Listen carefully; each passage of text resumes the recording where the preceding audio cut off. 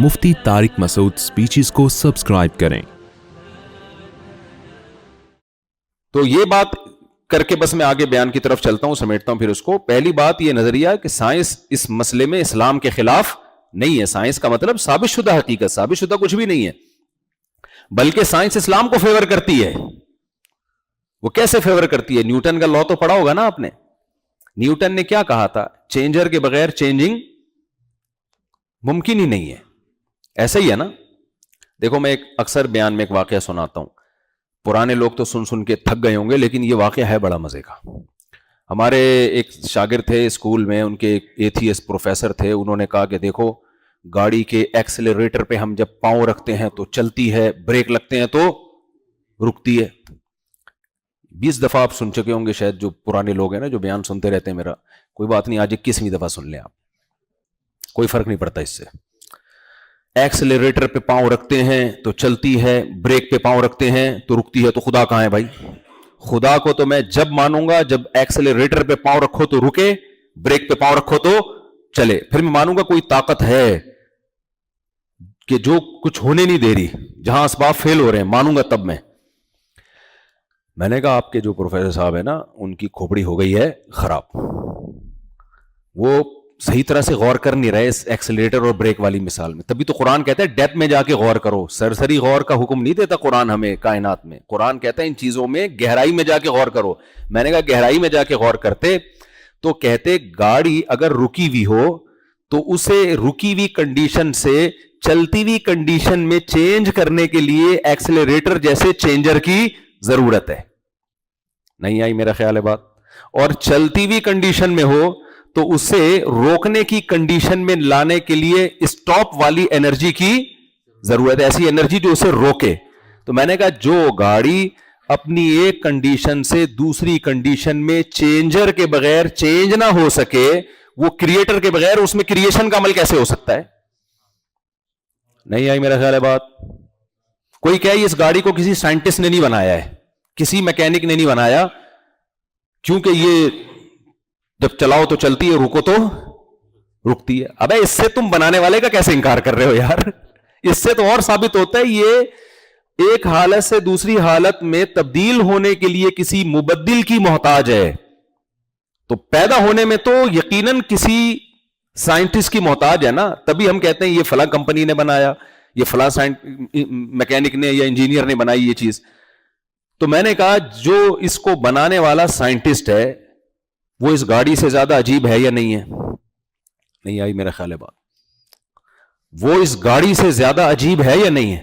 ये अजीब बात है। ये गाड़ी अपने बनने में इंसान की मोहताज, और इंसान धमाके से वजूद में आ गया। मैंने कहा भाई फेंकने पर गवर्नमेंट की तरफ से कोई पाबंदी बोलो नहीं है, फेंकते रहो बैठ। अल्लाह नहीं छोड़ेगा, ये बता दूं मैं। नंबर आपके आ जाएंगे, 100/100 नंबर आ जाएंगे, अल्लाह नहीं छोड़ेगा। अल्लाह कहेगा ये कैसे हो गया? तो इस कायनात में हम देखते हैं फिजिक्स का लॉ है जो न्यूटन बता के चला गया, और ना भी बताता तो भी यही लॉ ही वो सामने आना था। इसमें कोई बहुत बड़ी रॉकेट साइंस नहीं थी। वो तो सेब उसके सर पे गिर गया तो उसने बहुत सारी बातें हम होते खा के निकल लेते उसने बहुत सारे उससे चीजें को इस्तेदलाल किया, सही किया, उसका फायदा हुआ इंसानियत को। तो अब मुझे बात बताओ, न्यूटन का लॉ यह है कि चेंजर के बगैर चेंजिंग इस कायनात में नहीं हो सकती, तो क्रिएटर के बगैर क्रिएशन से इस कायनात गुजर सकती है? ये क्रिएटेड हो सकती है क्रिएटर के बगैर? नहीं हो सकती। यहां मुल्हिद लोग एक सवाल कहते हैं फिर खुदा को किसने बनाया? ओ भाई, न्यूटन का लॉ खुदा के बारे में नहीं है, कायनात के बारे में है। ये ना, अल्लाह के बारे में न्यूटन कोई लॉ पेश करके नहीं गया। जिस कायनात के बारे में साइंस ये साबित कर चुकी है कि चेंजर के बगैर चेंजिंग नहीं हो सकती, तो उसी साइंस से दलालतन ये साबित होता है कि क्रिएटर के बगैर क्रिएशन का अमल नहीं हो सकता। अल्लाह के बारे में थोड़ी कोई लॉ है, फिजिक्स के लॉ अल्लाह पे अप्लाई थोड़ी, वो खुद से हमेशा हो सकता है। हम बात कर रहे हैं इस कायनात की। आपने दो चीजों में से एक को हमेशा मानना है, या तो गॉड को या इस कायनात को। तीसरा ऑप्शन आपके पास नहीं है। इस कायनात के बारे में तो साइंस कहती है नहीं, चेंजिंग नहीं हो सकती, तो बनी कैसे है ये? खुदा के बारे में तो खामोश है। तो खुदा को हमेशा से मानना आसान है, इस कायनात को खुद से मानना नामुमकिन है। میں سمجھا پا رہا ہوں اپنی بات کہ نہیں سمجھا پا رہا؟ یہ ہو نہیں سکتا بھائی. دھماکے سے پھٹی ہے تو دھماکہ ہوا کس چیز میں؟ وہ ہوگی دھماکے سے, ہم اس کے منکر نہیں ہیں. ہم تو ویسے بھی دھماکوں کا انکار کر ہی نہیں سکتے. کراچی میں تو دھماکے ہی دیکھتے ہیں ہم لوگ. ہمیں تو اب ہر چیز کے پیچھے دھماکہ نظر آتا ہے. آفر بھی دھماکہ آفر ہوتی ہے. آپ دیکھیں لوگوں کو پتا ہے کراچی والے کس چیز سے متاثر ہوتے ہیں, تو دھماکہ آفر. تو اور انڈیا پاکستان تو ہے ہی دھماکے پہ ہی سیٹ ہو چکے ہیں. ووٹ لینے ہوتے ہیں تو بھی دھماکے. سیاستدان کو ووٹ لینے, وہ دھماکے کروا, ووٹ ملیں گے آپ کو. تو ہم لوگ سیٹنگ ہماری کس پہ ہے؟ دھماکوں پہ. تو ہمارے لیے یہ ماننا آسان ہے کہ ہم دھماکے سے وجود میں آئے. لیکن میرے بھائی, یہ دھماکہ کسی نے کیا ہے, یہ خود بخود نہیں ہوا. اتنا خوبصورت دھماکہ آٹومیٹیکلی نہیں ہو سکتا, اور ہونے کے لیے کچھ انرجی یا کچھ مادہ تو چاہیے نا. وہ کہاں سے آ گیا؟ تو وہ کہاں سے آ گیا؟ یہ جتنے بھی لوگ جو خدا کے منکر ہیں نا, یہ زیرو سے بات کبھی شروع نہیں کرتے. یہ ہمیشہ بات کے پروسیس کو بیان کرتے ہیں. آپ ان کو ماضی میں لے کے جائیں نا تو ادھر آ کے یہ چپ ہو جاتے ہیں, وہ ٹاپک چینج کر دیتے ہیں. یہ تو خیر, تو اللہ نے اس کائنات سے اپنے ہونے کو بیان کیا. میرا موضوع تو حج پہ تھا, لیکن میری عادت ہے میں تمہید میں ٹائم زیادہ لگاتا ہوں. تمہید میں ٹائم زیادہ, کیا کہ بیس ہی مضبوط نہیں ہوگی تو آگے حج تو سمجھ میں آئے گا ہی نہیں. دیکھو ہر مذہب میں کچھ رسومات ہوتی ہیں, تو مسلمان بھی یہ سمجھتے ہیں ہماری ایک مذہبی رسم ہے, چلو یار ہم بھی آ کے حج کر کے آ جاتے ہیں. ہندو جب مندر جا سکتا ہے, عیسائی چرچ جا سکتے ہیں, تو ہمیں کیا تکلیف ہے یار ہم اپنے کعبہ کی زیارت کر کے نہ آئیں. اتنا کافی نہیں ہے بھائی, اتنا کافی نہیں ہے. اسلام کو آپ اس طرح سے دوسرے مذاہب سے کمپیئر نہیں کر سکتے. اسلام کے بارے میں اسلام کا دعویٰ ہے, ان الدین عند اللہ الاسلام, اللہ کو اسلام کے علاوہ کچھ بھی ایکسپٹ نہیں ہے. وَمَن يَبْتَغِ غَيْرَ الْإِسْلَامِ دِينًا فَلَن يُقْبَلَ مِنْهُ, اسلام کے علاوہ کسی اور مذہب کو فالو کیا, برباد کر دوں گا, تباہ کر دوں گا تمہیں, جہنم کی آگ میں ڈال دوں گا تمہیں, نہیں مانوں گا. فَلَن يُقْبَلَ, لن تاکید کے لیے آتا ہے, ہرگز نہیں قبول کر سکتا میں. کیوں؟ اسلام کے پاس دلائل ہیں اپنے صحیح ہونے کے. تو ان دلائل کو مستحضر کر کے, اپنے ایمان کو مضبوط کر کے جب آپ کوئی کام کریں گے تو اس کی برکتیں حاصل ہوں گی. فارمیلٹی تو پوری کرنے والے بہت سے پکنک کے لیے بھی آئے ہوئے ہوتے ہیں کہ چلو ٹرائی کر کے دیکھنے کیا ہوتا ہے, دیکھیں جا کے. حج تو ان کا بھی ہو جاتا ہے بھائی. تو اللہ کے ذمہ تھا اپنے وجود کو ثابت کرنا, وہ اللہ نے کیا. پھر اللہ کے ذمہ تھا کہ اپنے پیغمبروں کے پیغمبر ہونے کو ثابت کرنا. یہ بھی کس کے ذمہ ہے؟ اللہ کے ذمہ. دیکھو جب کسی ملک کا کوئی سفیر آتا ہے آپ سے ڈیبیٹ کرنے کے لیے, آپ پہلے کہو گے بھائی تو یہ تو ثابت کر, تو امریکہ کا سفیر ہے یا تو سعودیہ کا سفیر ہے, پہلے یہ تو ثابت کرو نا. یہ تھوڑی کہ کوئی بھی اٹھ کے آ گیا, آپ نے اس کو مذاکرات شروع کر دیے. اب اس کا سفیر ہونا ثابت کرنا یہ کس کے ذمہ ہے؟ اس کنٹری کے ذمہ ہے. وہ فوراً کہے گا بھائی فون ملا کے پوچھ لو میں ہوں یا نہیں ہوں, میں کیوں اپنا ٹائم ویسٹ کروں, مجھے کیا, آپ مانو نہ مانو میرا اس سے کوئی لینا دینا نہیں ہے. تو اس کے ذمہ ہے. جب بھی پیغمبروں پہ اعتراض ہوئے ہیں نا کہ آپ اللہ کے نبی نہیں ہیں, آپ تو بشر ہیں, آپ تو ہماری طرح کھاتے پیتے ہیں, تو اللہ نے نبیوں کو تسلی دی ہے کہ آپ کا کام ہے بات پہنچا دینا, آپ کا نبی ہونا ثابت کرنا یہ آپ کے ذمہ نہیں ہے. یہ کس کے ذمہ ہے؟ یہ ہمارے ذمہ ہے. بہت دفعہ تو اللہ نے ایسے ثابت کیا کہ پیغمبر کو پتا بھی معلوم بھی نہیں کہ کس طرح سے اللہ ثابت کرے گا, کس طرح سے اللہ آپ کا نبی ہونا ثابت کرے گا. جب موسیٰ علیہ السلام دریا پہ, سمندر پہ رک گئے اور پیچھے سے فرعونیوں کا لشکر آ رہا ہے, تو حضرت موسیٰ کی قوم تو گھبرا گئی, ہم تو پکڑے گئے. حضرت موسیٰ نے یہ نہیں کہا کہ نہیں پکڑے گئے, میں ابھی لاٹھی کو پانی پہ ماروں گا, 2 حصے ہوں گے, ہم نکل جائیں گے یہاں سے. نہ حضرت موسیٰ نے کہا نہیں, اللہ میرے ساتھ ہے. کیسے ساتھ ہے؟ حضرت موسیٰ کو بھی معلوم نہیں تھا. جب بالکل قریب آیا تو اللہ نے حضرت موسیٰ سے کہا لاٹھی کو پانی پہ مارے. اللہ نے اس پانی کو 2 حصوں میں تقسیم کر دیا, ڈیوائیڈ کر دیا 2 حصوں میں. جب جادوگروں کا مقابلہ ہوا, میں حضرت موسیٰ کی بات کو جلدی سے کمپلیٹ کروں, تو اللہ کے ذمہ کیا ہے بھائی؟ اپنے پیغمبروں کا پیغمبر ہونا, بولو, ثابت کرنا کہ یہ جو کہہ رہے ہیں یہ نہیں کہہ رہے, یہ میرا پیغام ہے جو تم تک پہنچا رہے ہیں. تو لہذا ان کی بات کو سب سے زیادہ ویلیو دینی پڑے گی تمہیں, کیونکہ یہ خدا کا پیغام پہنچا رہے ہیں. جو لوگ پیغمبروں کے منکر ہیں اللہ نے ان کے لیے سخت عذاب رکھا ہے. کیوں؟ اس لیے کہ وہ اللہ کو تو مانتے ہیں, لیکن اللہ کہتا ہے ایسے ماننے نہ ماننے کا کوئی فائدہ ہی نہیں ہے جس میں تم اس کے کسی حکم کو فالو ہی نہیں کر رہے, اور احکام ہمارے پاس ڈائریکٹ نہیں آتے, پیغمبروں کے ذریعے سے آتے ہیں. اب آپ غیر مسلموں سے پوچھو کہ خدا ہے کہاں ہے, تو تم سے کیا چاہتا ہے؟ کوئی پیغام ہی نہیں ہے کسی کے پاس, کیا چاہتا ہے؟ اگر ہے تو اس کی کوئی دلیل ان کے پاس نہیں ہے. بھئی ہمارے پنڈت جی نے فرمایا ہے, تو پنڈت جی تو بہت کچھ فرماتے رہتے ہیں, اس کی کیا دلیل ہے کہ خدائی پیغام ہے؟ یہ کوئی دلیل نہیں ہے. مسلمان سے جب آپ پوچھتے ہیں, مسلمان آپ کو بتاتے ہوئے فلاں حدیث ہے, پیغمبر کا فلاں قول ہے. بھئی یہ قول بھی پیغمبر کا ہے, اس کی کیا دلیل ہے؟ پوری سند پڑھ کے سنا دیں گے آپ کو, حدثنی فلان قال حدثنی فلان. بھئی کیا دلیل ہے کہ اسلام کے لوگ اس وقت گزرے بھی تھے, ایسی فرضی سند تو نہیں ہے. تو آپ کو کتابیں, 20 کتابیں دکھا دی جائیں گی کہ فلاں سن میں یہ راوی پیدا ہوا, فلاں سن میں اس کا انتقال ہوا, فلاں سے اس نے علم حاصل کیا, فلاں فلاں اس کے شاگرد. بھائی ہو سکتا ہے جھوٹ بولتا ہو, تو اس کے بارے میں اس دور کے لوگوں کے تبصرے کہ یہ کذاب تھا, دجال تھا, سچا تھا, جھوٹا تھا, نیک تھا, برا تھا. اتنی بڑی بڑی کتابیں, یہ ایک معجزہ اسلام کا. کیوں؟ اللہ نے کہا جب آپ کو میں نے نبی بنا کے بھیجا, آپ کی تعلیمات کو قیامت تک باقی رکھنا, آپ کا پیغمبر ہونا ثابت کرنا, اور آپ کی تعلیمات کو محفوظ کرنا, اور اپنی کتاب کو محفوظ کرنا, یہ تمہارے ذمے نہیں ہے, یہ کس کے ذمے ہے؟ یہ میرے ذمے ہے. اور اللہ نے اپنا ذمہ پورا کر کے دکھایا. میں لوگوں سے کہتا ہوں کہ دیکھو کتنی بڑی دلیل ہے. 1400 سال گزر گئے محمد صلی اللہ علیہ وسلم کو دنیا میں آئے ہوئے, جو آپ امی تھے, امی, کوئی یونیورسٹی سے نہیں پڑھا آپ نے, کوئی پی ایچ ڈی اسکالر نہیں آپ. دنیا میں کسی کو ایسا فالو کیا گیا ہے؟ ایک ایک اسلام کے حکام کو اٹھا کے دیکھ لو. دنیا میں سب سے مشکل تعلیمات اسلام کی ہیں. آسان ہے اس لیے کہ نیچر ہے, اس لیے آسان ہے. لیکن جو نیچر کے باغی ہیں ان کے لیے سب سے مشکل کیا ہے؟ اسلام ہے. سب سے زیادہ مرغوب چیزیں جو ہے نا دنیا میں, انسان کو زنا ہے, شراب ہے, نشہ ہے, یہ ساری حرام کر دی ہیں. آپ کا کیا خیال ہے ہم جو نہیں پیتے یا نشہ نہیں کرتے, یہ کہ گورنمنٹ لا کی وجہ سے بچتے ہیں؟ مسلمانوں میں اکثریت شراب سے بچتی ہے. بھائی 1400 سال پہلے کی موٹیویشن ہے جو اب تک چلتی آ رہی. ایک آسان مثال دے کے بس آگے چلتا ہوں. مجھے ایک بات بتاؤ, ڈاکٹر آپ سے ڈائٹنگ کا کہتے ہیں, فاسٹنگ کا کہتے ہیں, کتنے لوگ کر لیتے ہیں؟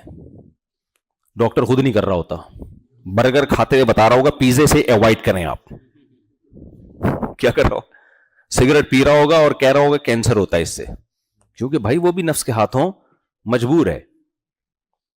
وہ پراٹھے کھا رہا ہوگا گھی کے اور کہے گا آئل سے آپ ایوائڈ کریں. چند ڈاکٹر ہیں جن کی صحت میں نے اچھی دیکھی ہے جو اپنی فزیکل فٹنس کا خیال کرتے ہیں, ورنہ ڈاکٹروں کی میجورٹی بھی ہمارے اور آپ جیسی ہوتی ہے. حکیموں کو بھی ہم نے یہی دیکھا ہے, سب کچھ لوگوں کو مشورے اچھے اچھے دے رہے ہوں گے, خود پھوڑ پھاڑ رہے ہوں گے سب کچھ بیٹھ کے چند ایک کے سوا. مشکل ہے اپنے زبان پہ کنٹرول کرنا. فاسٹنگ بہت مشکل ہے. کل ایک صاحب مجھ سے ملے کہ میں نے اپنا وزن اتنا گرایا, اتنی محنت کر کر کے 20-30 کلو کم کیا. مفتی صاحب برداشت سے باہر ہو گیا, جیسے ہی چھوڑا 40 کلو بڑھ گیا. تو آسان تھوڑی ہے بھائی, کہہ رہے 40 کلو کا دوبارہ ہو گیا میں. تو لیکن آپ دیکھو 1 مہینہ ہم فاسٹنگ کرتے ہیں, چاہے گرمی ہو سردی ہو, ناروے ہو یا جاپان ہو, 22 گھنٹے کا روزہ ہو یا 12 گھنٹے کا ہو, ہماری صحت پہ کوئی فرق, روزے والے کی صحت پہ کوئی فرق نہیں پڑتا. اور یہ روزہ رکھنے میں مولانا لوگ بھی ہیں, ڈاکٹرز بھی ہیں, سائنٹسٹ بھی ہیں, پائلٹ بھی ہیں, انجینئرز بھی ہیں, تاجر بھی ہیں, غریب بھی, ٹماٹر والا بھی, کروڑ پتی بھی, ارب پتی بھی, انڈیا والا بھی, پاکستان والا بھی, جنگ ہو رہی ہو تو بھی, جنگ نہیں ہو تو بھی, مودی سرکار کی حکومت ہو تو بھی, مودی کی حکومت نہ ہو تو بھی. سسٹم کے تحت حکومت پاکستان میں, سسٹم ایک سسٹم ہوتا ہے, الیکشن میں ایک سسٹم چلتا ہے ہمارے یہاں اسپیشل, سسٹم کے تحت الیکشن ہوئے ہوں یا سسٹم کے تحت ہوئے ہوں. رمضان کا روزہ میرے بھائی ادھر اعلان ہوا, کیا ایک دم پوری دنیا میں ہلچل مچتی ہے. صبح صادق آپ ٹائم دیکھو بھائی, 12-13 گھنٹے کی, اے اللہ تو نے فاسٹنگ کرانی تھی تو صبح 8 بجے ناشتہ کرا دیتا, رات کو 8 بجے ہم ڈنر کر لیتے, وہی 12 گھنٹے ہو جاتے. کیا خیال ہے؟ بلکہ ہم 10 بجے کر لیتے, 2 اپنی طرف سے گریوی لگا دیتے. رمضان میں سب سے ٹینشن پتہ ہے کیا ہوتی ہے؟ صبح کا ناشتہ کیا. چائے کے جو عادی ہیں, گٹکے پان سگریٹ کے عادی ہیں, تو صبح وہ منہ پھیکا پھیکا انسان کا, نہ آفس جانے کا دل کر رہا ہے, نہ مدرسے جانے کا دل کر رہا ہے, چڑچڑا سا ہوتا ہے, عجیب سا. تو ایسے ٹائم پہ کھانا کھلایا ہے ہمیں جو پوری دنیا میں کھانے کا ٹائم نہیں ہے, پوری دنیا میں بھی کہیں نہیں ہے. کچھ لوگ لنچ کرتے ہیں دیر سے 4 بجے, कराची में तो 2:30 बजे दोपहर के नाश्ता हो रहा होता है और रात 12-1 बजे डिनर हो रहा होता है, बीच में असर के बाद लंच हो रहा होता है। पूरी दुनिया में कोई भी ऐसी कौम नहीं है जो सुबह 4 बजे उठ के खाना खा रही हो। आपने अपने बच्चे का वलीमा किया और बोल दिया सुबह 4 बजे आ जाना, कोई भी नहीं आएगा, बोलेगा भाई मैं घर में दाल खा लूंगा तेरे वलीमे से। तो अल्लाह ने खाने का जो टाइम रखा है ना, वो ही एक ऐसा टाइम है कि इंतहाई पावरफुल मोटिवेशन के बगैर उस टाइम खाना भी नामुमकिन है, चाहे रोजा ना भी होता। उठे हुए होते हैं पूरी दुनिया में मुसलमान। हम कराची में देखते हैं ना, घरों में बर्तनों के बजने की आवाजें आना शुरू, हर आदमी अपना मंजन बेच रहा होता है, वो आ जाते हैं भोंपू लेके सहरी उठाने। भाई तुम नहीं उठाओ, हम पहले से उठे हुए हैं। उनको भी रोकड़ा चाहिए होता है ना ईद वाले दिन। तो फिर क्या है, इफ्तारी में आप देखो नमाज का टाइम रख दिया, इधर खाया है आपने और मगरिब की अजान। फिर आम दिनों में 5 नमाजें फर्ज हैं, रमजान में भाई 4 हो जाती, लेकिन तरावी की नमाज अलग से रख दी। तो कितनी टेंशन, मेजॉरिटी मुसलमानों में ये सब कुछ कर रही होती है। तो मोटिवेशन 1400 साल पहले मिली और जो मजहब था वो 1400 साल पहले आया, और उसकी तालीमात पूरी दुनिया में ऐसे चमक रही हैं कि प्रैक्टिकल लाइफ में नजर भी आ रही हैं, वो नजर भी आ रही। भाई ये सच्चे पैगंबर के बगैर ये मुमकिन नहीं है। माज अल्लाह किसी झूठे शख्स पर लोग ऐसा जमा नहीं हो सकते। जिना हमारी सोसाइटी में कम है, गैर मुस्लिमों में ज्यादा है। जिना से बचना आसान नहीं है, और निकाह कितनी मुश्किल चीज है भाई। सारी जिंदगी के लिए एक औरत की जिम्मेदारी उड़ा। अभी कल की बात है, यहां शायद वो आए भी हों बयान में, वो किसी कंट्री का वाकया सुना रहे थे, किसी मगरिबी के कोई असिस्टेंट थी, उसने पूछा कि मुसलमानों का पूछा ना कि तुम्हारी वाइफ क्यों नहीं जॉब कर रही। उसने कहा हमारी वाइफ तो घर में पेड़े खाती है बैठ के। ये मैं अपना दुख अस्तगफिरुल्लाह, यानी उन्होंने तो पेड़े का लफ्ज़ इस्तेमाल नहीं किया, यानी हम सब के वाइफें पेड़ी यानी अच्छे हैं, वो खवातीन भी सुन रही हैं, अल्हम्दुलिल्लाह पेड़े खा रही हैं, अल्लाह उनको और तौफीक दे खाने की। शादीशुदा तो दिल जला होता है ना। तो यदि कमाने की सारी जिम्मेदारी किसके कंधों पर है, मर्द के। तो वो कहते हैं वो गोरी इतनी हैरान हुई कि तुम्हारी वाइफ करती कह रहे बच्चे पालती है, सिर्फ बच्चे ही पालती है, यानी उनके तो बच्चे भी पालेगी और जॉब भी करेगी। बच्चे पालना भी आसान काम नहीं है, ये भी टेंशन वाला काम है। एक दिन आप पाल के देख लो तो दिमाग सेट हो जाता है आदमी का। एक दफा बंदा 3 बच्चियों को लाया मेरे पास गोद में उठा के, मुफ्ती साहब मेरी शादी करा दो, शादी करा दो, मेरी बीवी भाग गई है, ऐसे रो रहा था। कह रहे मैं इनको, मैंने कहा 2 दिन में तुझे दिन में तारे नजर आ गए ना, 2 दिन में। तो लेकिन उस सोसाइटी ने कितनी जिम्मेदारियां डाल दी। तो कह रहे हैं वो कमाती भी, वो बहुत हैरान हो रही थी कि कोई उसका यानी सारा खर्चा तुम्हारे जिम्मे। कहते हैं हाँ, और माँ बाप को भी हम ही, बहन भाइयों को भी जो बेरोजगार होते हैं उनको भी मर्द पाल रहा होता है, बीवी बच्चों को भी खिला रहा होता है। तो कहां से कहां बात चली गई। नबी ये सब किसके ऑर्डर पे है भाई? इस्लाम ने। इस्लाम अगर ऑर्डर ना देता तो हम पागल हैं। क्या ख्याल है भाई? शादी पे इतने लतीफे बने हुए हैं तो हम पागल हैं? अंग्रेज पागल नहीं है तभी 50-55 में जाके करता है शादी। वो 18 साल में सोच भी नहीं सकता शादी का, वो 50-55 में जाके इसलिए करते हैं। वो कहते हैं तुम तो पागल हो, हम पागल थोड़ी है। लाइफ को एंजॉय करो, इतनी गर्लफ्रेंड उनकी और दोस्तियां, और 50 में जब बुढ़े हो जाते हैं ना तसल्ली से 55-60 में जाके कहते चलो यार कोई शरीक हयात होना चाहिए। भाई हयात तुम्हारी गुजर गई, अब शरीक की क्या जरूरत है? ये ऐसे ही जब आपके पास बैलेंस था इन्वेस्टमेंट के लिए, उस वक्त आपने शिरकत पे बिजनेस नहीं किया।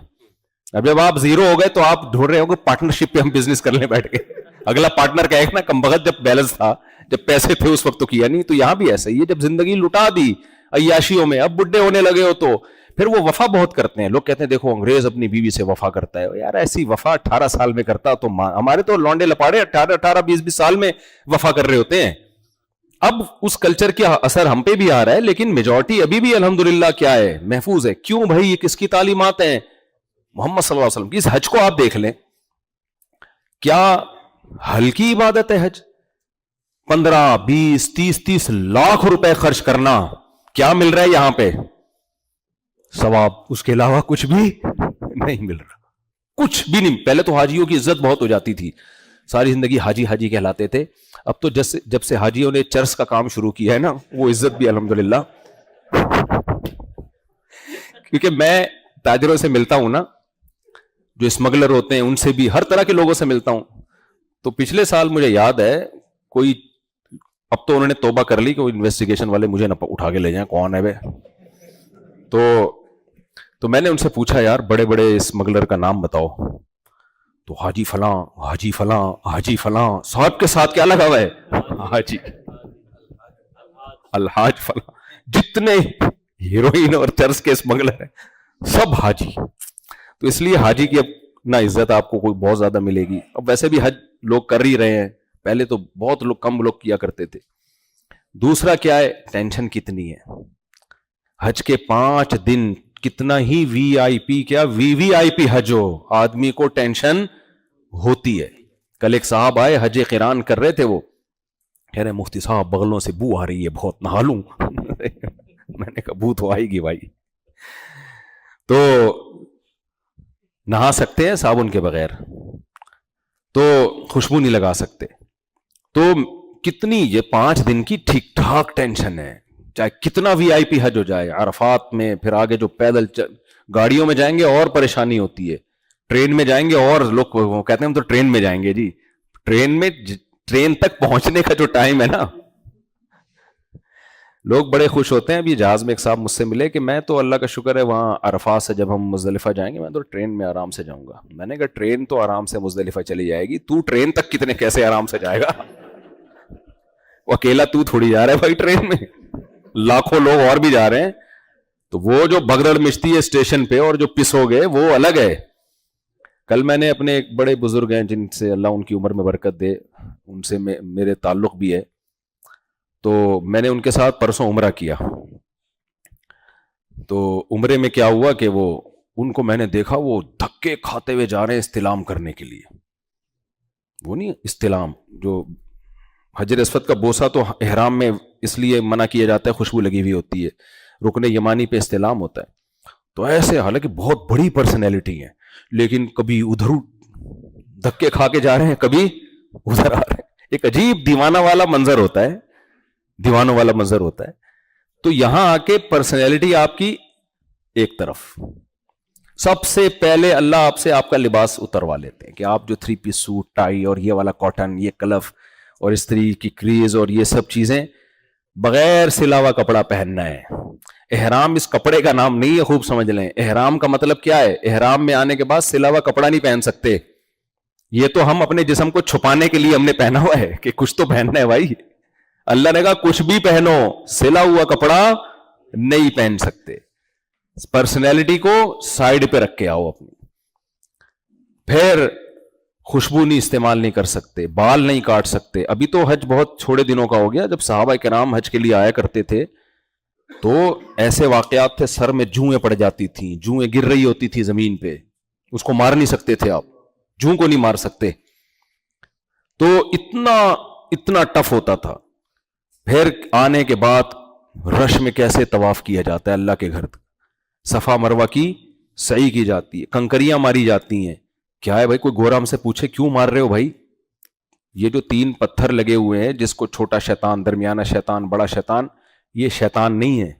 شیطان سارے بڑے ہی ہوتے ہیں, چھوٹے شیطان نہیں ہوتے. یہ تو صرف ایک نشانی سعودی گورنمنٹ نے لگائی ہوئی ہے, پتھر لگائے ہوئے ہیں. یہاں شیطان نمودار ہوا تھا حضرت ابراہیم علیہ السلام کو بہکانے کے لیے, اب نہیں ہے, اب ایک یادگار ہے, ابراہیم علیہ السلام کی سنت ہے. تو ہم یہ کام کرنے کے لیے کوئی 20 لاکھ کوئی 30 لاکھ روپے خرچ کر رہے ہیں یہاں کہ ہم نے بیت اللہ کے گرد 7 چکر لگانے ہیں, پھر صفا مروہ کی سعی کرنی ہے. حضرت ہاجرہ دوڑی تھی یہاں پہ, اور پھر ہم نے 7 کنکریاں مارنی ہے, تینوں شیطانوں کو اگلے دن پھر مارنی ہے, اگلے دن پھر مارنی ہے, جانور ذبح کرنا ہے. پھر طواف زیارت میں کتنا رش ہوتا ہے, ایک ہی دن میں 2-3 دنوں کے اندر 60-70 لاکھ لوگوں نے طواف کرنا ہوتا ہے. تو کیا مل رہا ہے ان سب پہ بھائی؟ ثواب, اس کے علاوہ کچھ بھی. تو اس ثواب کے لیے جسمانی محنت بھی اور پیسوں کی قربانی بھی. بھائی یہ سچے پیغمبر کی موٹیویشن سے ایسا ہو سکتا ہے. جھوٹ تھوڑے دنوں تک چلتا ہے, اس کے بعد جھوٹ میں اتنی پاور نہیں ہے کہ وہ یہ سب کچھ کرا لے آپ کو. جھوٹ میں اتنی طاقت نہیں ہے. کچھ تو تھا محمد صلی اللہ علیہ وسلم کے پاس, کچھ تو تھا نا, کہ 23 سال کے ٹائم پہ وہ کچھ کر کے چلے گئے جو بڑے بڑے پروفیسر, یونیورسٹیوں کے لیکچرار, بڑے بڑے موٹیویشنل اسپیکر صدیوں میں نہیں کر پائے. وہ اتنا بڑا انقلاب لے آئے.